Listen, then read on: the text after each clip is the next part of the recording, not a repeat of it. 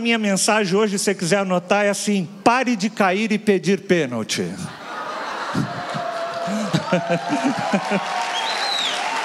Pare de cair e pedir pênalti. Eu não sei você, amados, mas eu particularmente acho que não foi pênalti coisa nenhuma. Foi mais encenação do que qualquer coisa, né?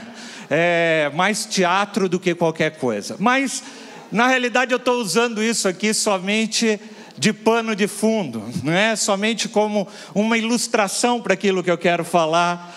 Porque muitas vezes a gente, ao longo da vida, ao longo das jogadas da vida que a gente vive, ao longo da nossa trajetória, todos nós vamos receber entradas duras. Todos nós vamos receber faltas ao longo da vida, ou tentativas de entradas duras. A palavra de Deus diz, lá nas cartas de Pedro, ele diz que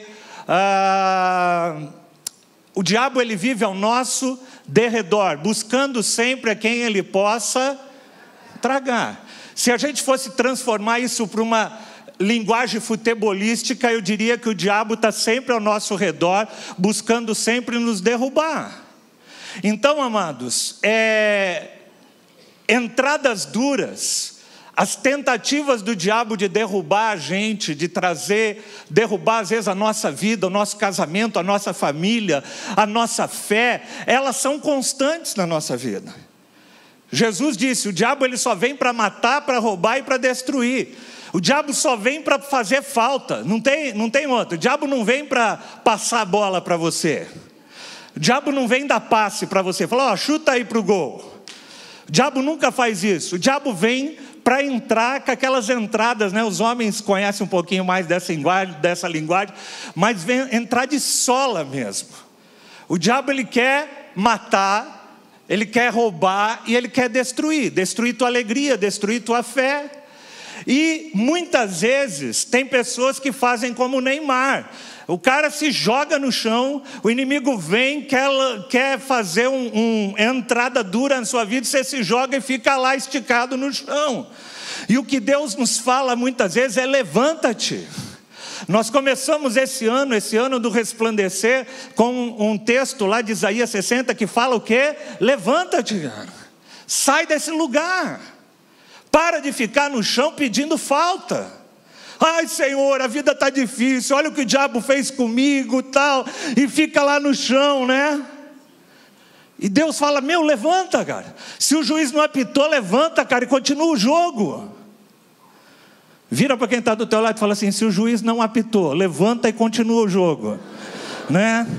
Para de ficar fazendo onda.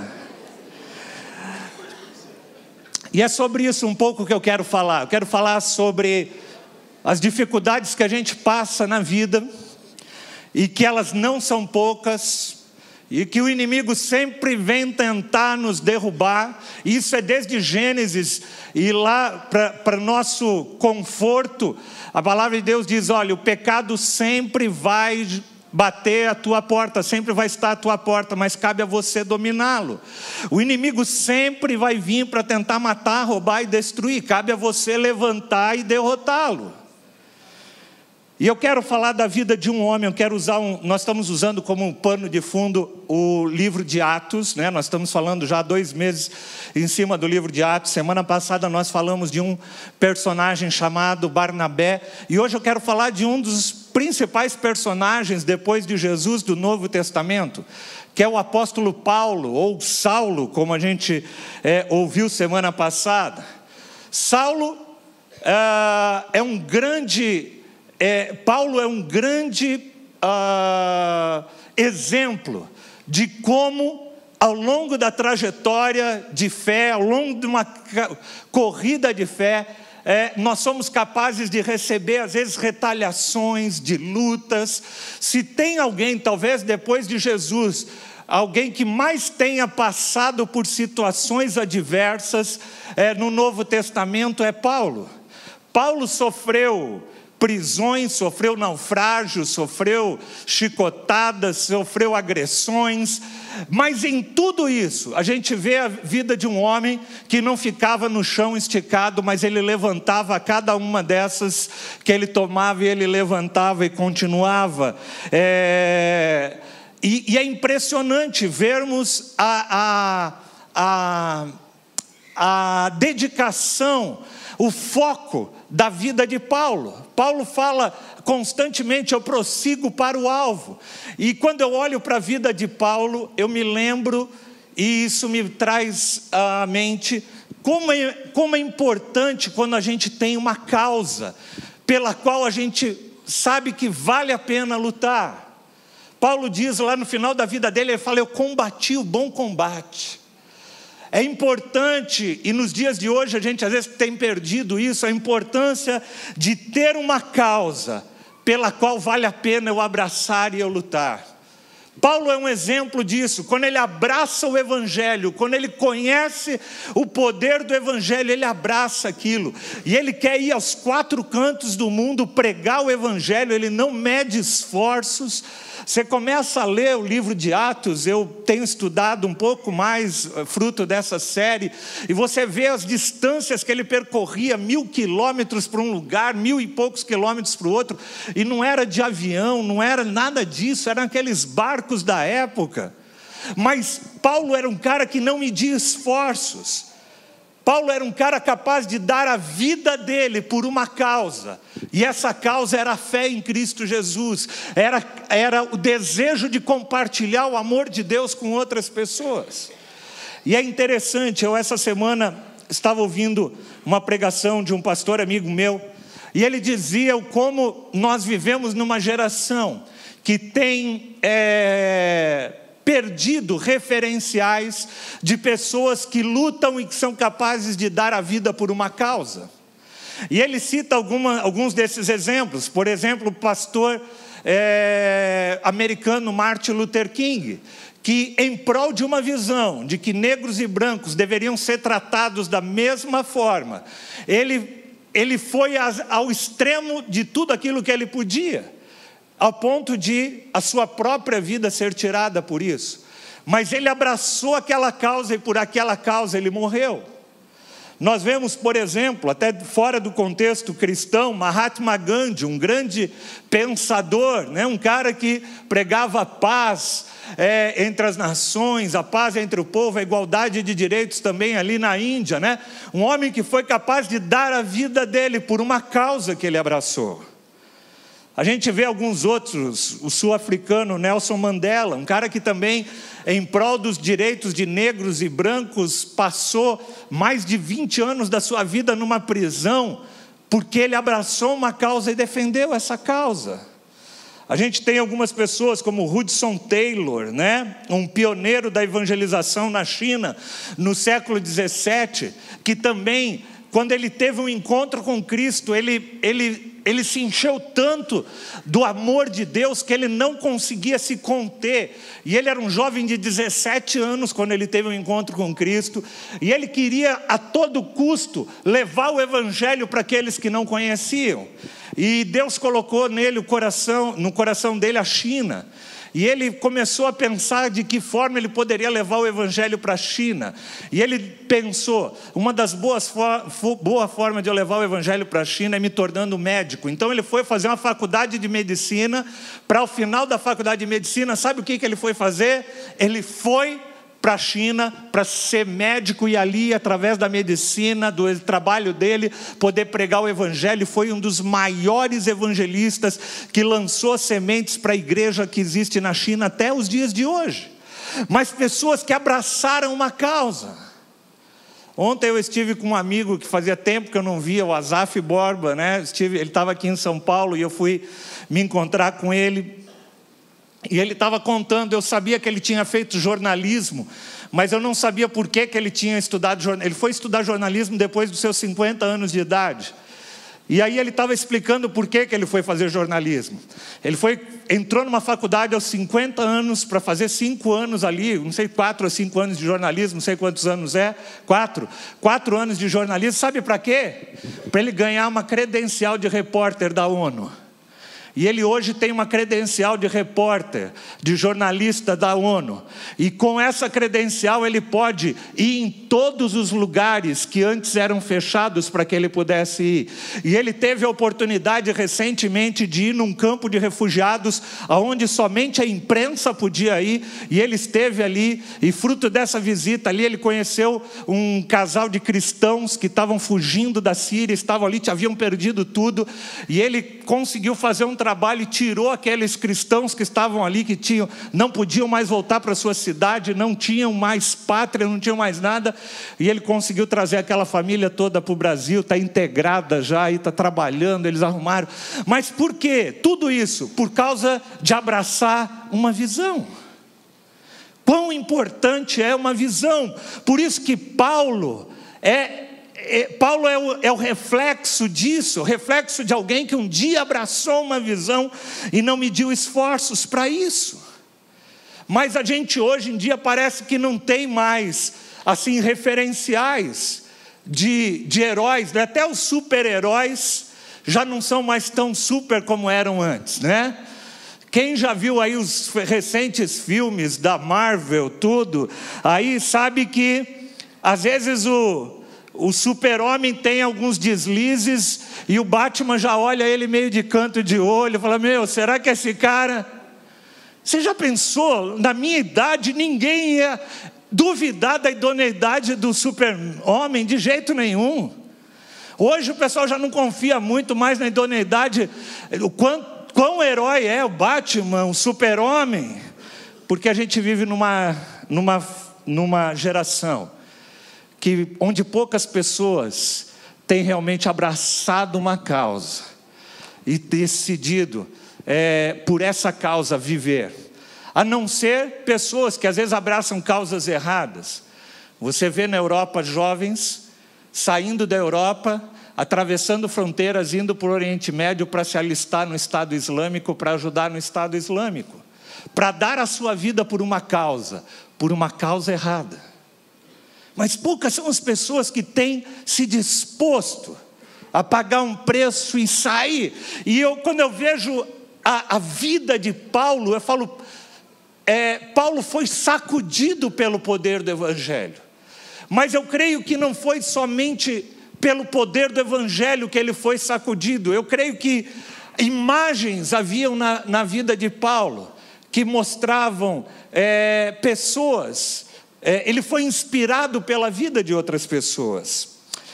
O pastor Martin Luther King usa uma frase que diz assim: quem não tem uma causa pela qual morrer, não tem motivo para viver. Interessante, né?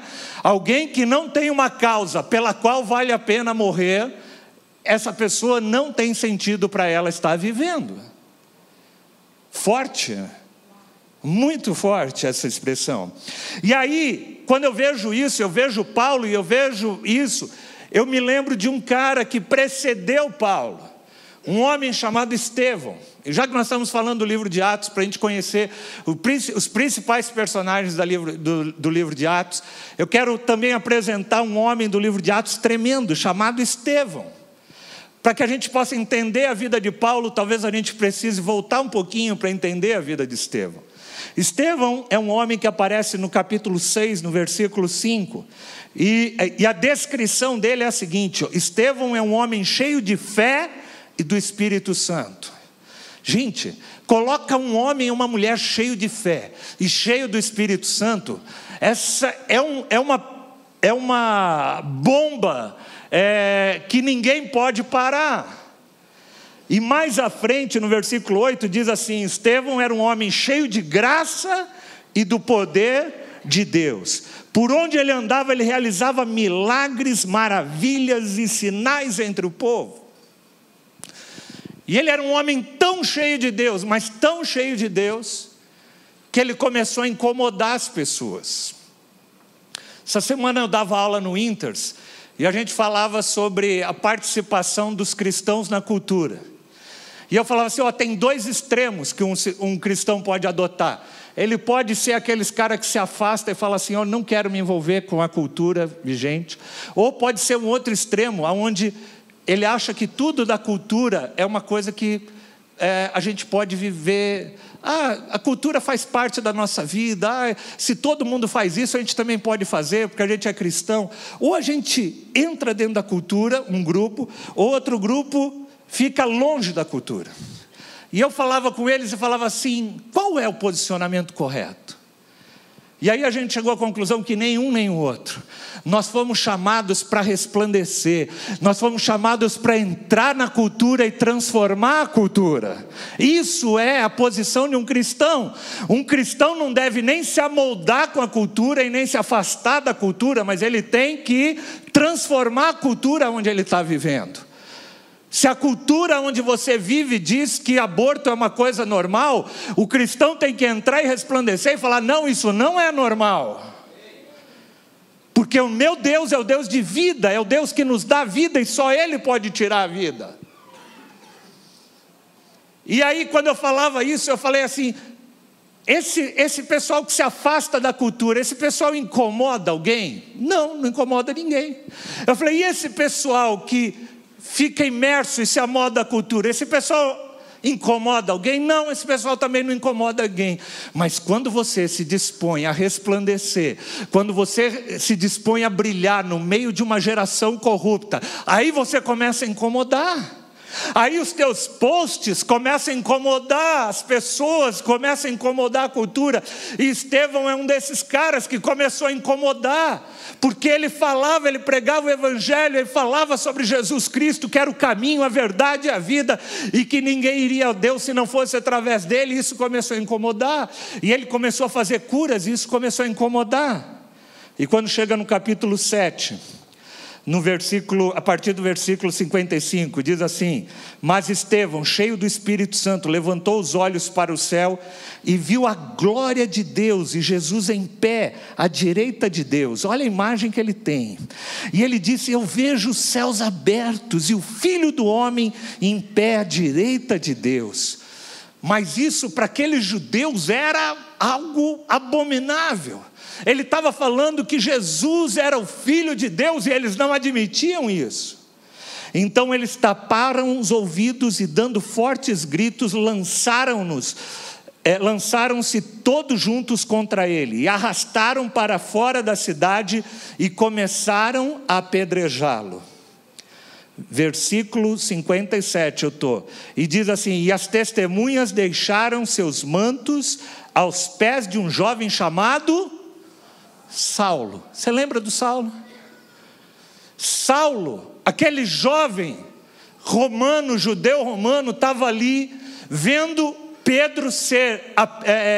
Estevão ser apedrejado, ser agredido, e o texto continua e diz assim: enquanto apedrejavam Estevão, este orava e falava: Senhor Jesus, recebe o meu espírito. E então ele caiu de joelhos e bradou: Senhor, não os considere culpados desse pecado. Ele simplesmente relatou algo, orou, a oração dele foi oração semelhante à de Jesus Cristo: não impute sobre eles isso. E tendo dito isso, adormeceu. Esse adormeceu aqui significa morreu. E aí quando a gente vai para o próximo versículo, Atos capítulo 8, versículo 1. Olha quem está aqui olhando tudo isso. E Saulo estava ali, consentindo na morte de Estevão. Eu quero fazer uma inferência aqui. Eu quero que você pare e pense talvez o que passou na cabeça de Pedro nesse momento. Falou: quem é esse cara? Eu falei quem? Pedro, Paulo. Era só para ver se vocês estavam atentos. Paulo. O que passou na cabeça de Paulo nesse momento? Eu fico imaginando Paulo talvez pensando o seguinte: quem é esse cara, esse Estevão, para morrer dessa forma tão nobre? Que causa é essa que esse tal de Estevão abraçou, para ele poder entregar a vida dele ali, e ainda no final da vida dele falar assim: olha, não culpem esse pessoal que está me apedrejando, não. Deus, não lança essa culpa sobre a vida deles, não, perdoa eles. E eu imagino que Pedro, essas palavras devem ter ficado, essas palavras devem ter ficado no coração de Paulo, de uma forma muito forte. Que causa é essa que Estevão abraçou ao ponto de dar a vida dele? E eu imagino que Paulo deve ter caminhado e pensado nisso, E nós estamos no capítulo 7 de Atos, e quando a gente vai para o capítulo 9 de Atos, Paulo tem um encontro, Saulo, tem um encontro com Jesus. Paulo, também chamado Saulo, um era o nome hebraico dele, outro era o nome romano dele. Ele se encontra com Cristo, e esse encontro com Cristo muda a vida de Paulo. E Paulo começa a entender aquilo que Estevão tinha visto. Paulo começa a entender a causa que Estevão havia abraçado, e naquele momento ele entende quem é Jesus Cristo, o que Jesus fez por ele, e ele tem um encontro ali em capítulo 9 de Atos, tremendo com Jesus Cristo, e a vida dele se transforma. Realmente Paulo se converte. O que é conversão? Conversão é eu estar indo numa direção, e mudar de direção completamente. Paulo deixa de ser o perseguidor de cristãos, aquele judeu que tinha ódio de cristãos, para ser um dos cristãos mais fervorosos e cheios da presença de Deus que a gente vê no Novo Testamento. E a partir dali, Paulo não mede esforços, Paulo abraça uma causa pela qual valeria a pena ele viver, ou melhor, que valeria a pena ele morrer. Paulo não mede esforços, e ele começa então uma trajetória na vida dele, de pregar o Evangelho, de falar do amor de Cristo, de pregar o arrependimento, de edificar igrejas, de discipular pessoas. Paulo começa uma trajetória linda na vida dele, mas que ao longo de toda essa trajetória, pela causa da qual ele abraçou, sabe o que aconteceu? Ele tomou um monte de entradas violentas, ele sofreu um monte de faltas, nesse percurso e nesse jogo da vida no qual Paulo entra. E eu quero pegar um dos exemplos, haveriam vários que eu poderia pegar da vida de Paulo, mas eu quero pegar um dos exemplos que está lá em capítulo 16 do livro de Atos. Vai lá para o livro 16, capítulo 16 do livro de Atos, e a partir já do versículo, do início do capítulo, eu quero falar como Paulo abraça uma visão, abraça uma causa, e dá vida por ela, e não mede esforços para aquilo que ele haveria de viver. Capítulo 16, versículo 1 diz assim: chegou a Derbe, e depois a Listra, onde vivia um discípulo chamado Timóteo. Sua mãe era uma judia convertida, e o seu pai era grego.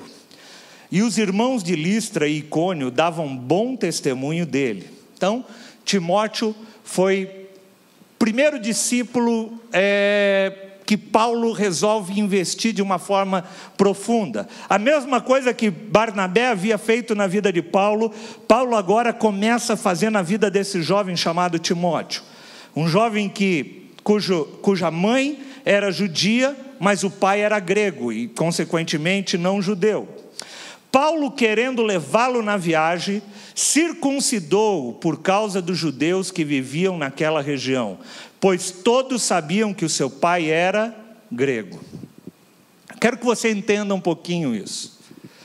Paulo abraça um jovem para discipular esse jovem. E ele fala para Timóteo: Timóteo, nós vamos sair por aí, vamos fazer viagens missionárias, vamos falar do amor de Deus. E o foco primeiro aqui deles era levar o evangelho para os judeus, para apresentar Cristo ali para os judeus. E você sabe que o judeu, ele tem uma marca, que é a marca da aliança dele com Deus. Todo homem, quando nasce, deve ser circuncidado.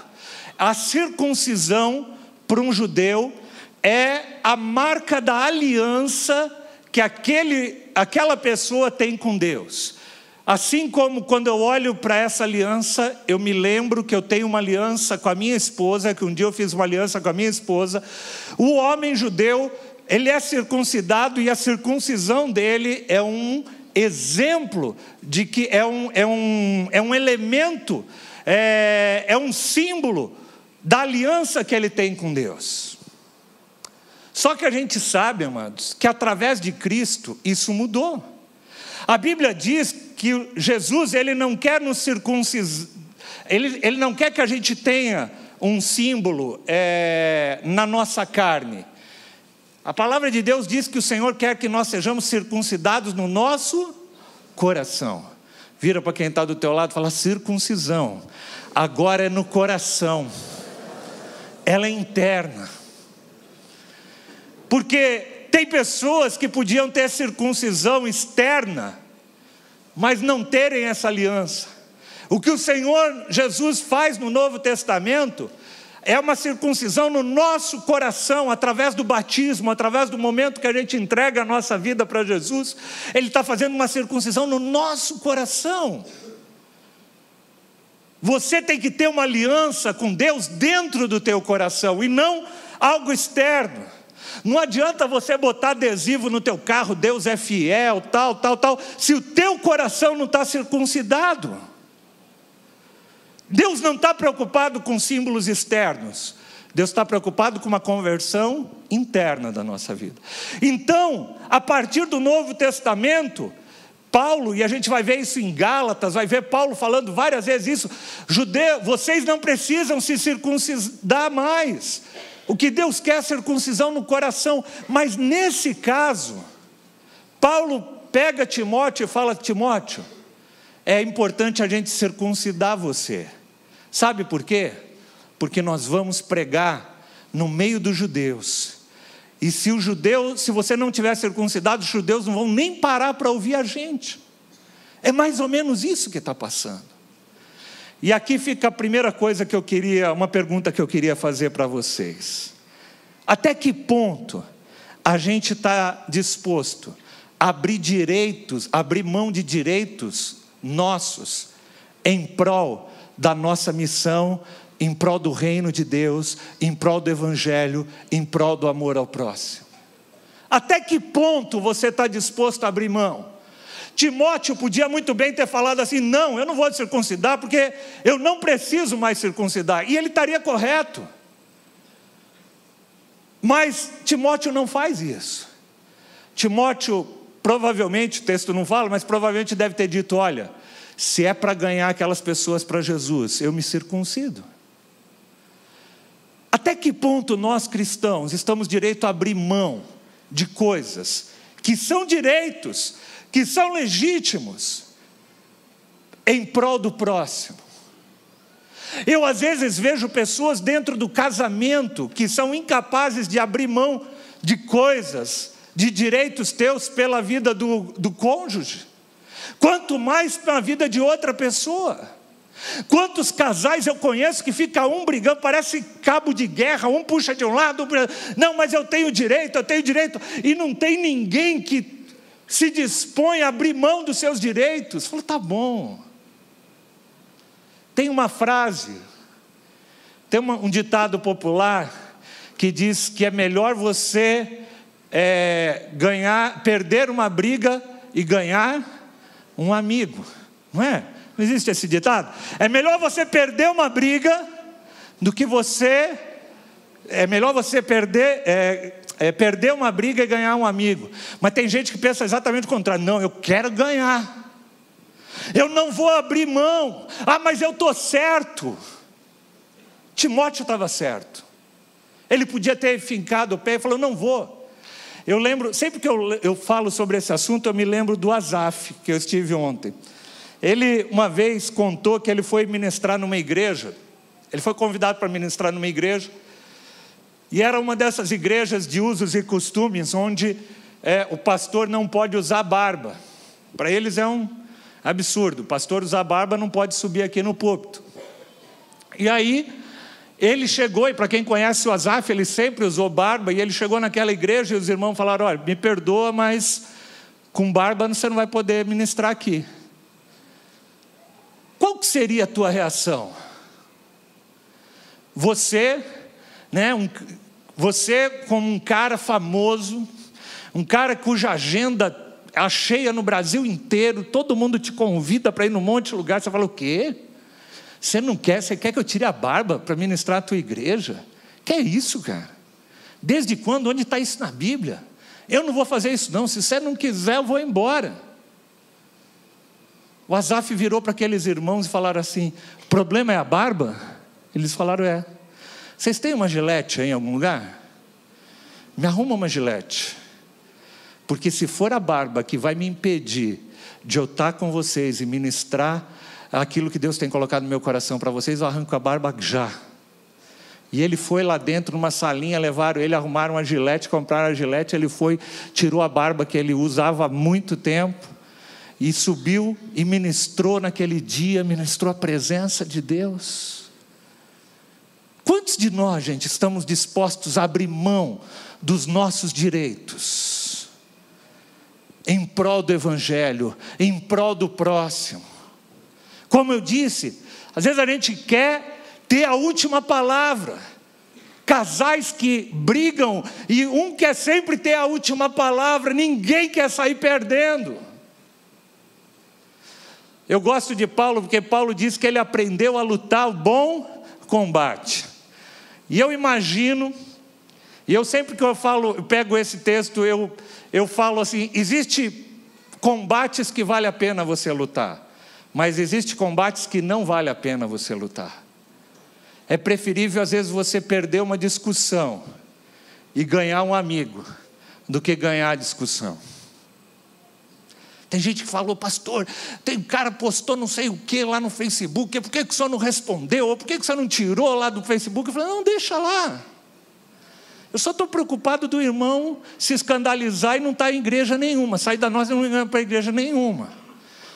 Mas eu não vou ficar me desgastando. Eu não quero ganhar a briga, eu quero ganhar o irmão para Cristo. Eu quero demonstrar o amor de Deus. Eu quero resplandecer no meio de uma sociedade cujas densas trevas cobrem ela. Eu quero ser aquele que resplandece, não aquele que ganha. Vocês estão me entendendo? Paulo, querendo levá-lo na viagem, circuncidou por causa dos judeus que viviam naquela região. Do que você está disposto a abrir mão? Tem gente que fala: ai pastor, esse negócio, tem gente que vem sempre me questionar: pastor, esse negócio, o senhor fala que não pode beber, por que não pode beber? Na Bíblia tem que bebida lá, Jesus transformou água em vinho e tal. Eu falei: eu não falei que não pode beber, eu falei que a nossa posição como igreja, como liderança da igreja, eu não bebo. Sabe por que eu não bebo? Por vários motivos, mas o principal deles é porque eu não quero ser pedra de tropeço na vida de ninguém. E por amor ao próximo, por amor a uma pessoa que eu possa escandalizar, eu prefiro me abster. Eu não preciso de bebida. Aí tem gente que fala: não, eu vou beber. Se o cara se escandalizar, o problema é dele. Isso não é evangelho. Isso não é o amor ágape que o pastor Wilson orou. O amor ágape é aquele que renuncia os seus direitos em favor do próximo. Quer seja num casamento, quer seja numa amizade, quer seja num relacionamento. O que você está disposto a abrir mão da tua vida? Você está disposto a abrir mão do teu direito, do teu conforto, do teu tempo? Quais são as coisas que Deus tem pedido para você abrir mão? Que, volto a falar, que são legítimas. Tem gente que fala assim: ah, mas eu não vou abrir mão do meu tempo para me dedicar a uma célula. Do que você é capaz de abrir mão pelo reino de Deus e pelo evangelho de Cristo Jesus? Pela causa do Senhor, o que você é disposto a abrir mão? E essa é a primeira pergunta que eu quero deixar para você refletir nessa noite. Mas o texto continua, e lá no versículo 6, Então eles saem e partem, e Paulo e os seus companheiros viajaram pela região da Frígia e da Galácia, tendo sido impedidos pelo Espírito de pregar a província. Deixa eu voltar aqui. Minha esposa falou para eu ler os textos bem devagar, que eu leio rápido e aí eu me atrapalho. Paulo e seus companheiros, tá bom assim, amor? Viajaram pela região da Frígia e da Galácia, tendo sido impedidos pelo Espírito Santo de pregar a palavra na província da Ásia.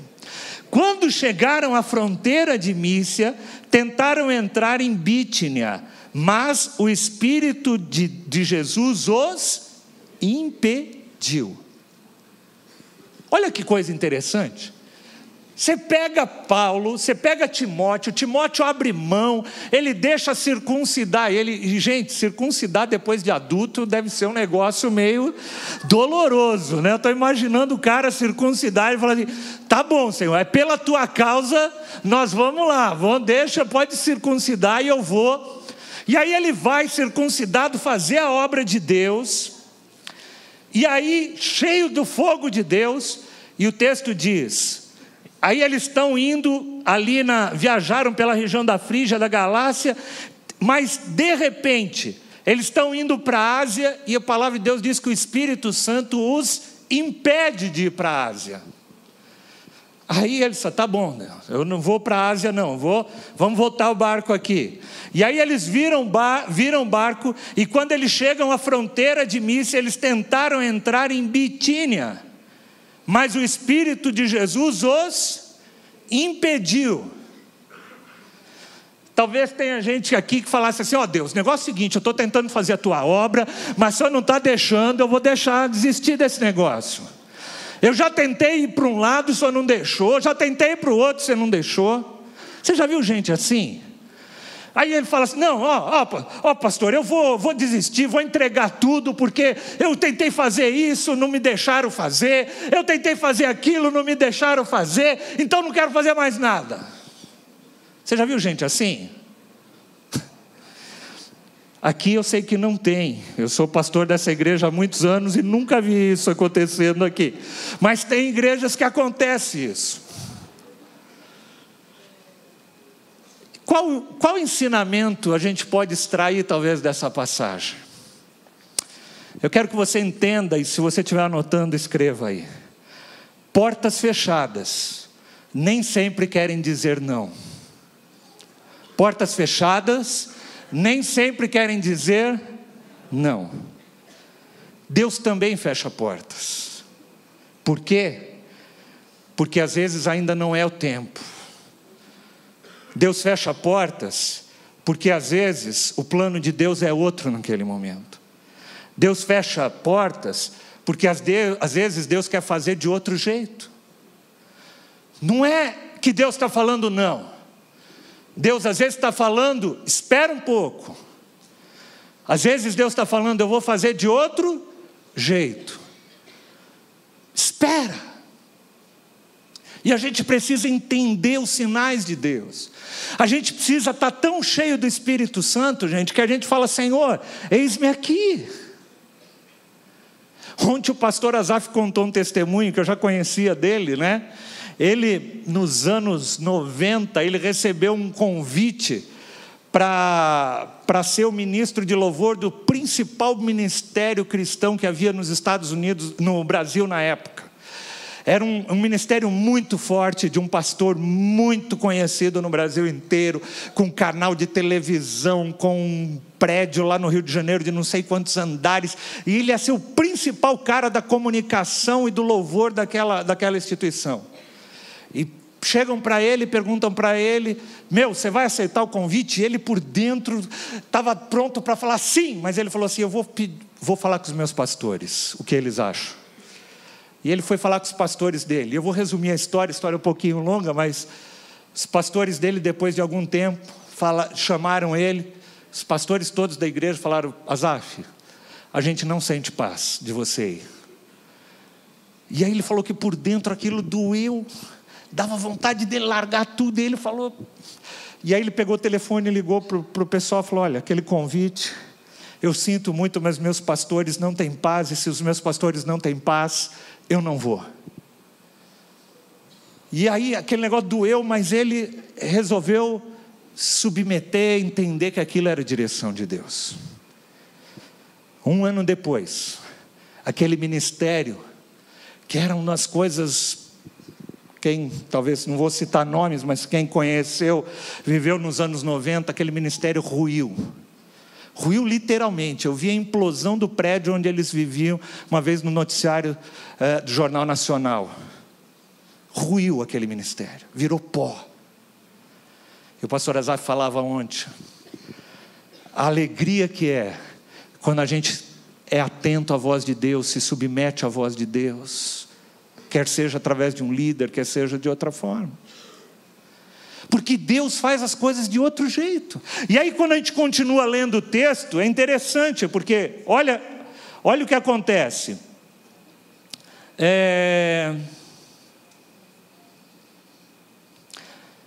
Versículo 9, durante toda a noite, Paulo teve uma visão na qual um homem da Macedônia estava em pé e lhe suplicava: passe na Macedônia e nos ajude. Ajude-nos. Paulo tem uma visão, tem alguém na Macedônia clamando por nós, clamando. E aí aquele desvio de rota, aquele desvio que ele fez, sabe o que aconteceu?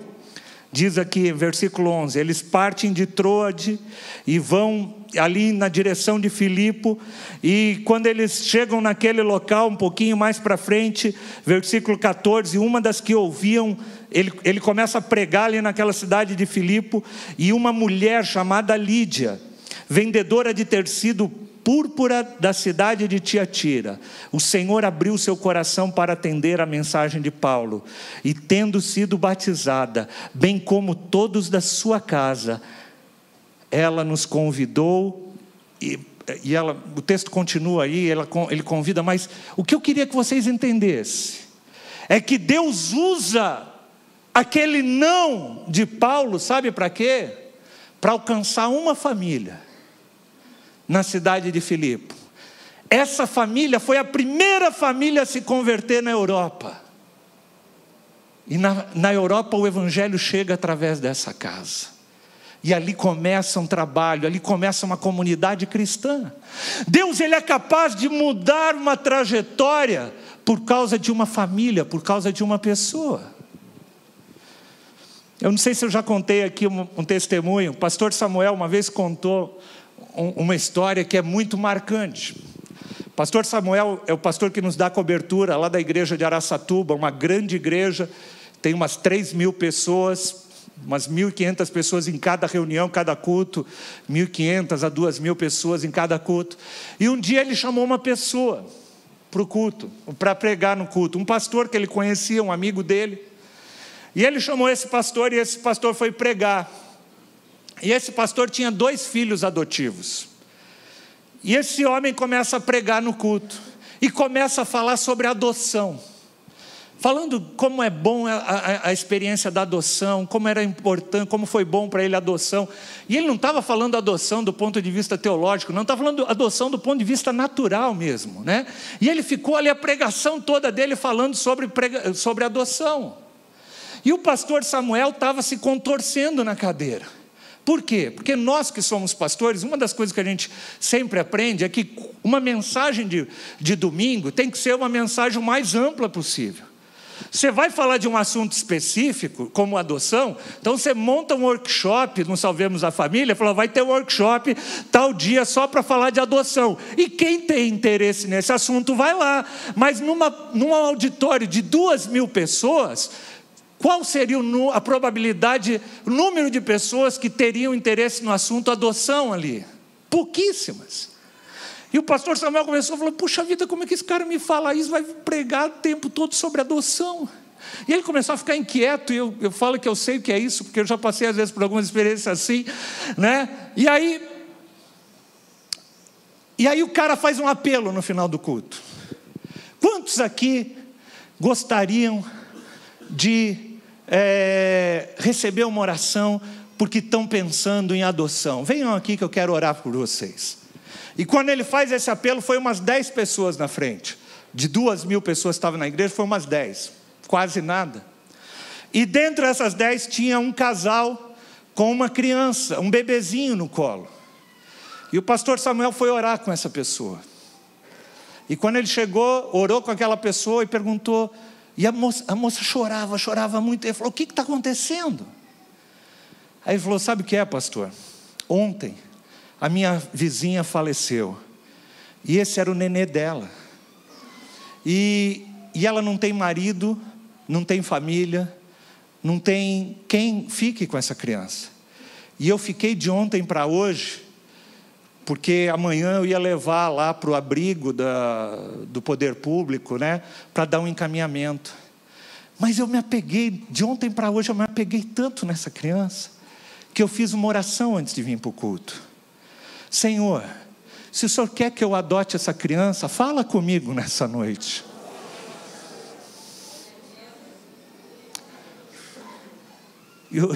Aí quem começou a chorar foi o pastor Samuel.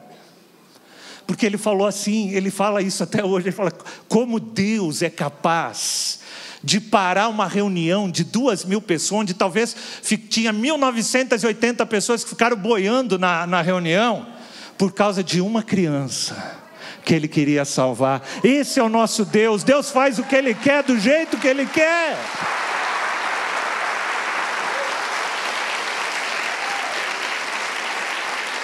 Então, amados,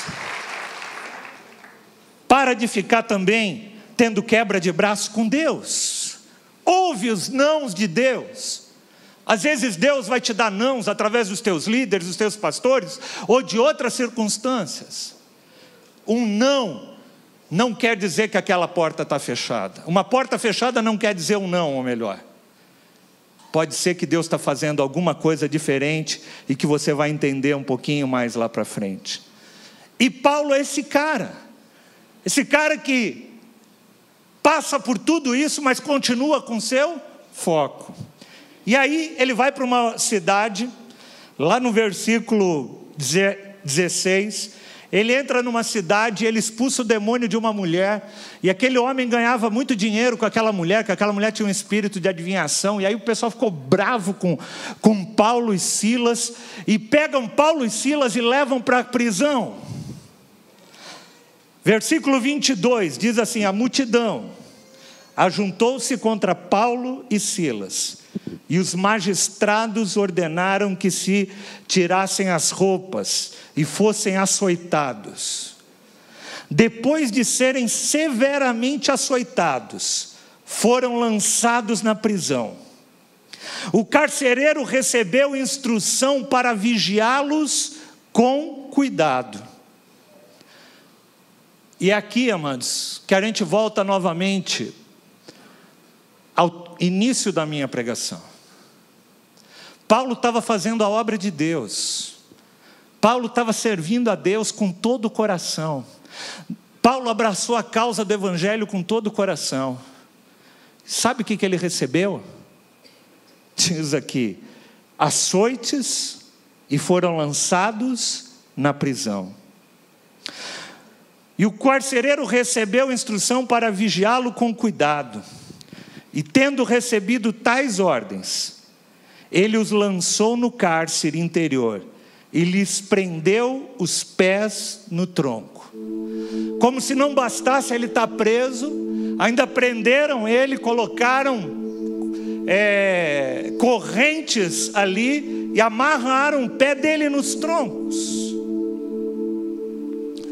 E por volta da meia-noite, Paulo e Silas estavam orando e cantando hinos a Deus, e os outros presos ouvindo. Paulo e Silas não ficou esticado lá no chão reclamando, falando assim: olha, agora eu estou servindo ao Senhor, onde eu vim parar? Ó Deus, o que está acontecendo comigo? Foi pênalti. Deus, cadê tua justiça?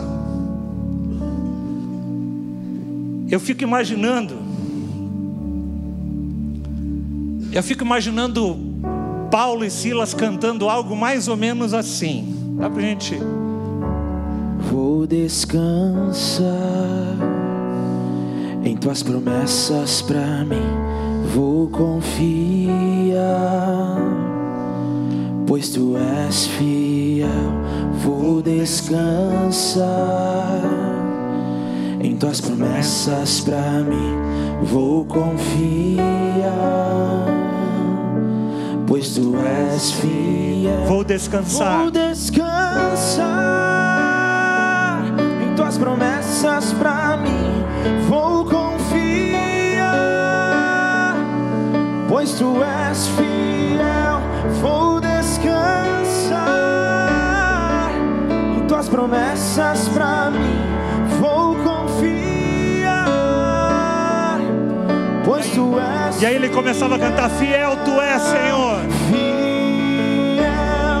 tu és, fiel pra sempre tu serás.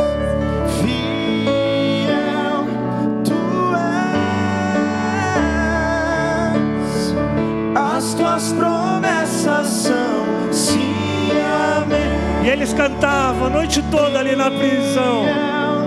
Tu és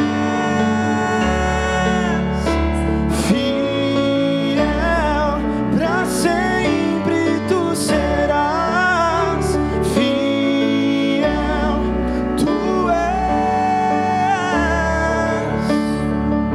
as tuas promessas são sim, amém. Você consegue imaginar a cena, amados? Você consegue se imaginar nessa situação, numa situação como essa, adorando a Deus com todo o teu coração, louvando a Deus, meia-noite eles louvando a Deus. E eu imagino a cena, o carcereiro entrando lá, falando: cara, fica quieto, para de cantar essa música. E aí Paulo fala: tá bom, vou parar de cantar essa música. E aí ele começa a cantar outra música.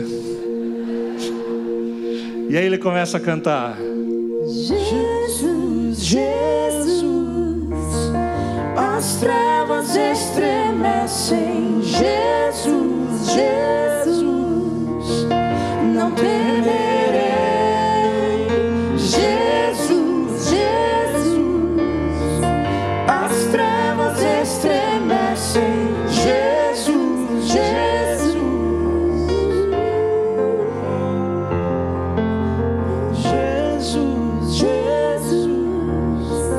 as trevas estremecem. Jesus, Jesus, não temerei.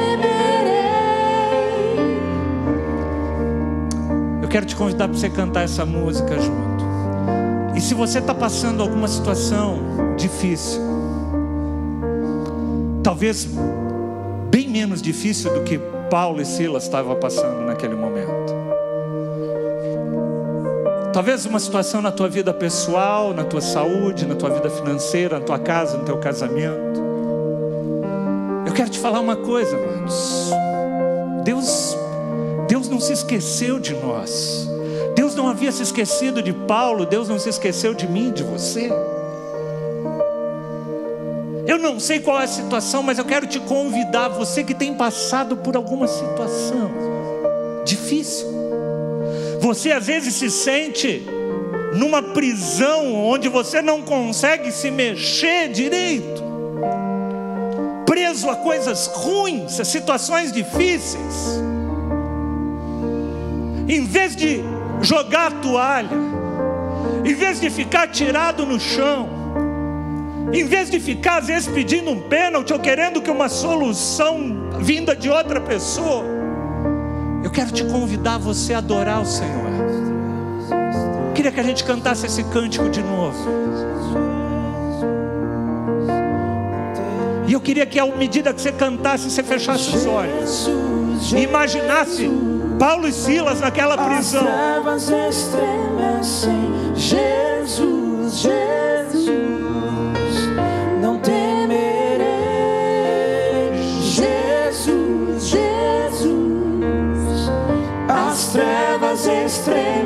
estremecem. Jesus, Jesus, não temerei. Jesus, Jesus, as trevas estremecem. Jesus, Jesus, não temerei.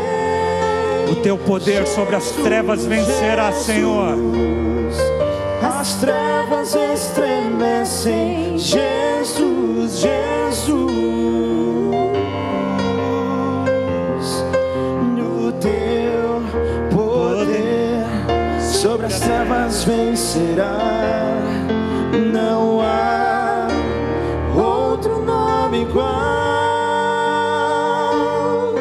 Tu vivo estás, para sempre reinará. Não há outro nome igual. Aleluia! O teu poder sobre as trevas vencerá. Não há outro nome igual. O teu poder sobre as trevas vencerá. Não há outro nome igual. Jesus, Jesus, as trevas estremecem. Jesus, Jesus, não temerei. Jesus, Jesus, Jesus, as trevas estremecem. Jesus, Jesus, o teu poder, vamos de novo. Poder sobre as trevas vencerá. Não há outro nome igual. Tu vivo estás e para sempre reinará. Não há outro nome igual. O teu poder, o teu poder sobre as trevas vencerá.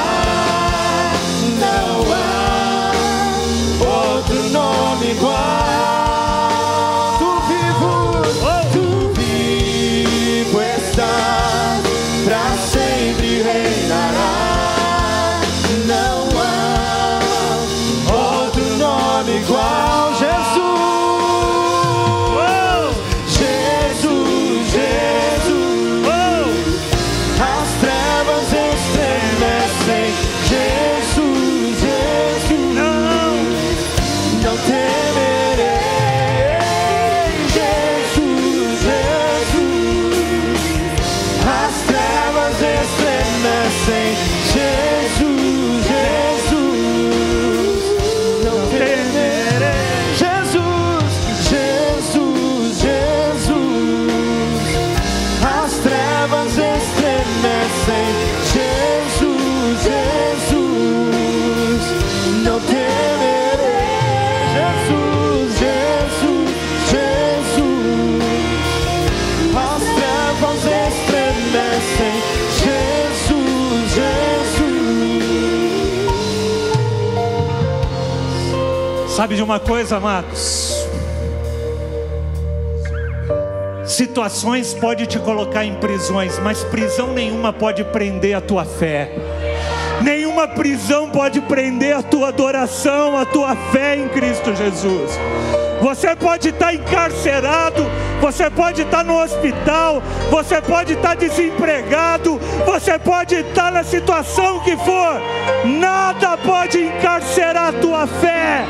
Nada pode encarcerar a tua fé.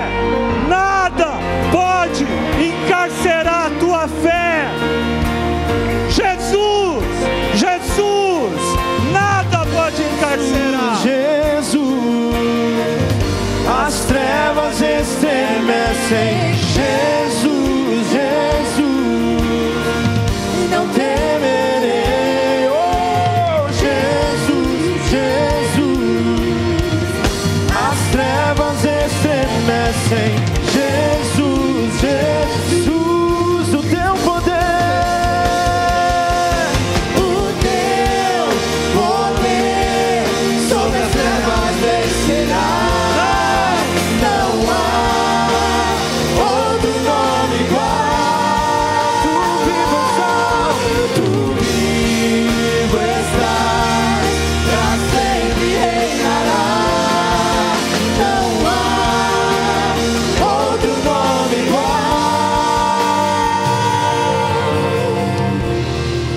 versículo 28, 26. E de repente, vira para quem está do teu lado e fala: sempre tem um de repente de Deus. E de repente, houve um terremoto tão violento que os alicerces da prisão foram abalados. E imediatamente, todas as portas se abriram e as correntes de todos se soltaram.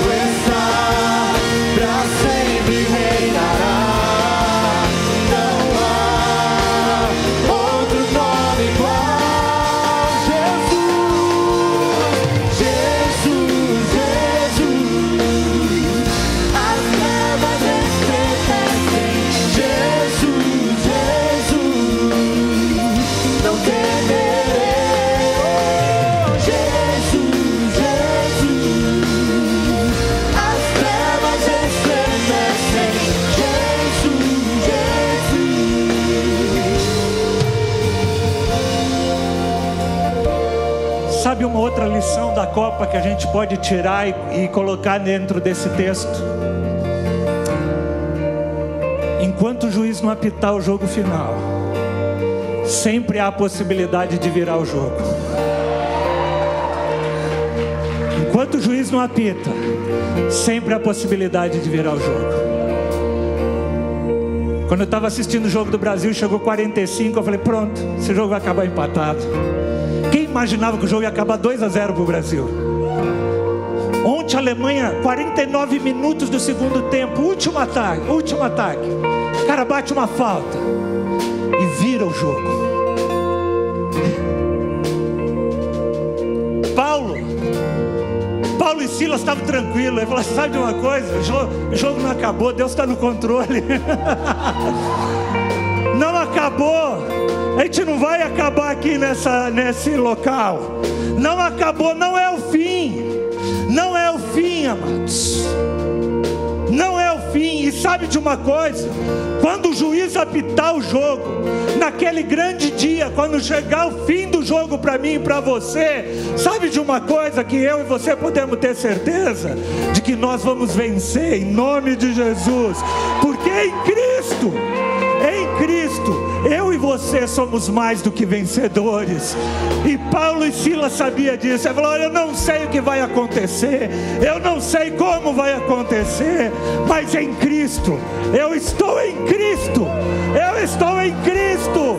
Jesus, Jesus, Jesus. Uou!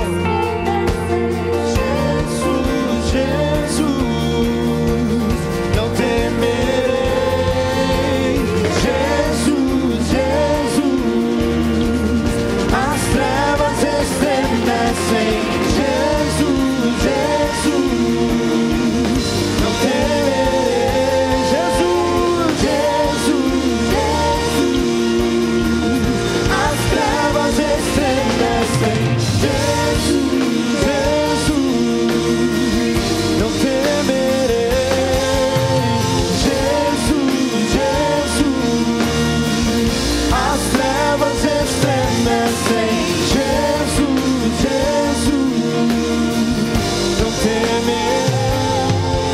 Nós te damos graças.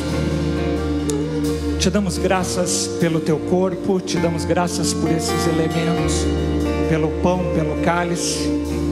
Que tu santifiques esses elementos agora, para que a gente lembre, para que a gente possa lembrar nesta noite aonde é que o Senhor conquistou a vitória para a gente. Tem gente que às vezes já vi gente que às vezes deixou o jogo gravando em casa e ele não queria saber o resultado, porque ele queria ter emoção. Não deu para ver ao vivo, mas ele chegava lá e botava o replay lá, e ele falou: ninguém me fala o resultado, porque eu quero acompanhar o jogo. Eu quero te dizer uma coisa: no reino de Deus não tem graça, porque a gente já sabe o resultado. Jesus Cristo venceu, e com Ele nós somos mais do que vencedores também, em nome de Jesus.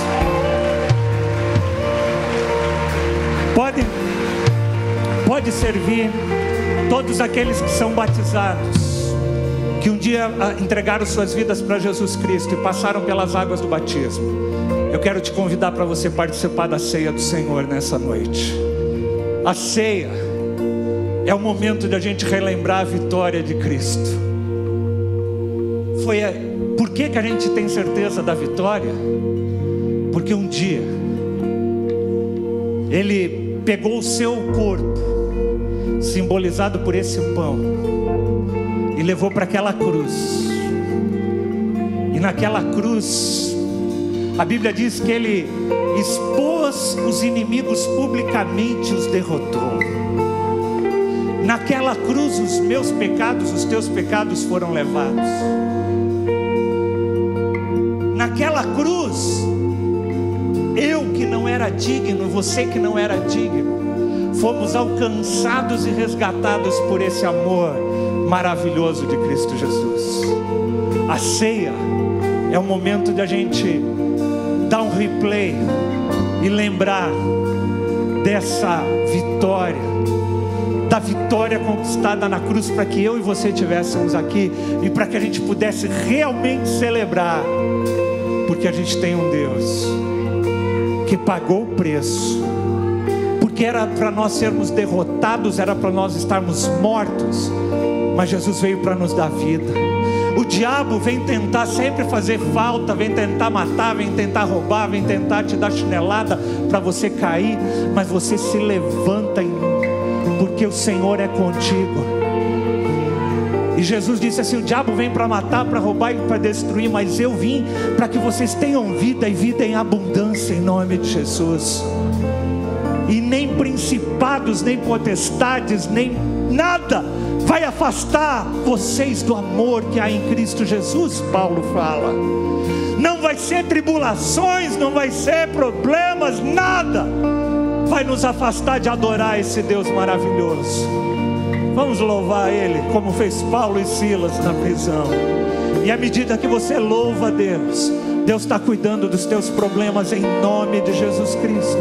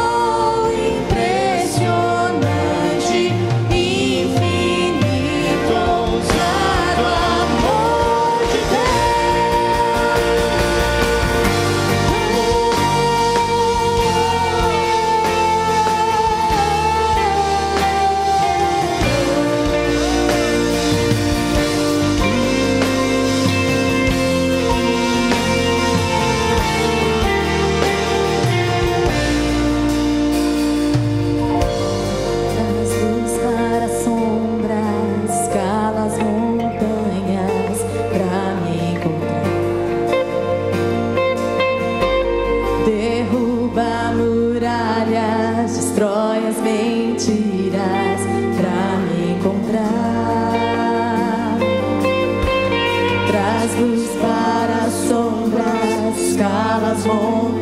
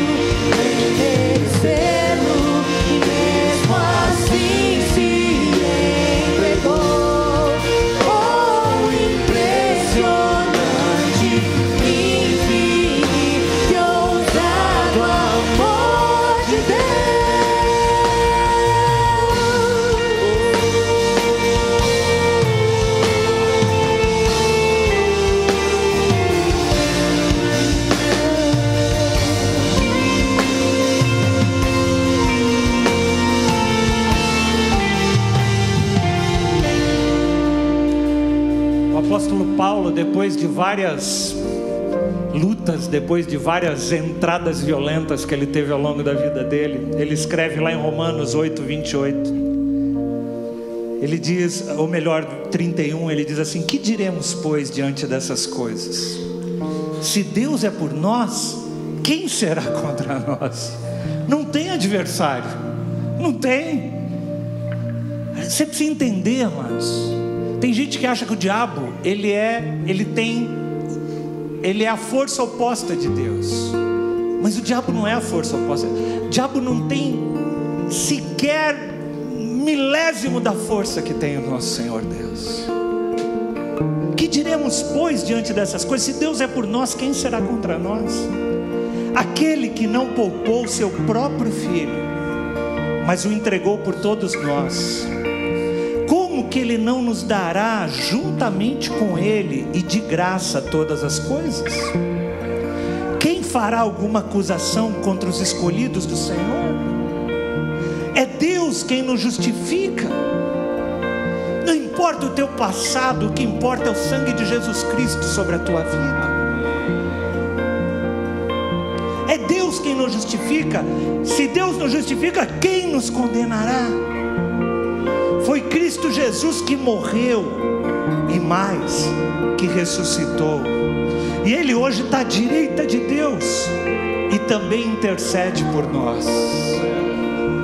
Quem nos separará do amor de Cristo? A tribulação? A angústia? A perseguição? A fome? A nudez? O perigo? A espada? O desemprego? As crises? Ele diz: por amor a Ti, Senhor, nós enfrentamos a morte todos os dias. Somos considerados como ovelhas destinadas ao matadouro. Mas em todas as coisas nós somos mais do que vencedores por meio daquele que nos amou. Pois eu estou convencido de que nem a morte, nem vida, nem anjos, nem demônios, nem presente, nem futuro, nem qualquer poder, nem altura, nem profundidade, nem qualquer outra criação será capaz de nos separar do amor de Deus que está em Cristo Jesus.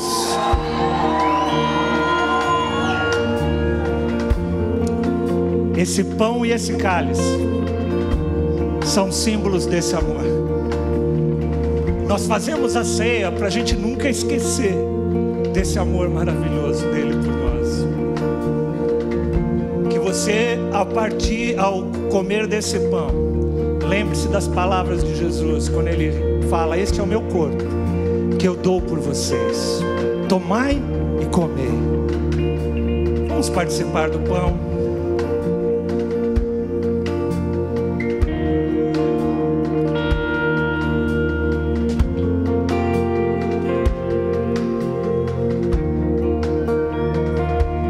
Da mesma forma, Ele toma o cálice e fala assim: esse cálice é o meu sangue, é o sangue da nova aliança que eu tenho com vocês. Fazei isto em memória de mim, até que eu volte. A ceia é o momento de a gente olhar para trás e nos lembrar do que Jesus fez. Mas é momento de olhar para frente e lembrar que um dia Ele voltará para buscar a sua igreja vitoriosa em nome de Jesus. Para buscar eu, para buscar você. E esse dia vem em breve. E eu quero que você participe do cálice hoje com esse entendimento e agradecendo a Deus por esse amor.